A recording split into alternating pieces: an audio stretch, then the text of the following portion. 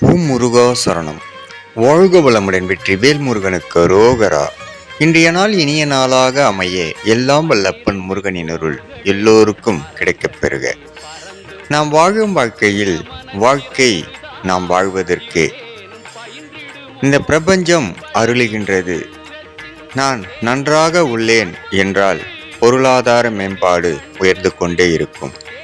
நான் நலமாக உள்ளேன் என்று சொன்னால் நமது ஆரோக்கியம் எப்பொழுதுமே மேம்பட்டு கொண்டே இருக்கும். ஆனால் நமது வார்த்தைகள் நாம் சரியாக பயன்படுத்தினால் மட்டுமே இந்த பிரபஞ்சம் சொல்வது நீ எதுவாக நினைக்கிறாயோ அதுவாக ஆகிறாய் என்று கீதையும் அதை மட்டுமே சொல்கின்றது.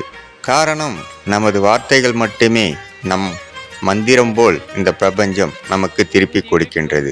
ஓம் முருகா சரணம். முருகனின் மகன் ரவி முருகன்.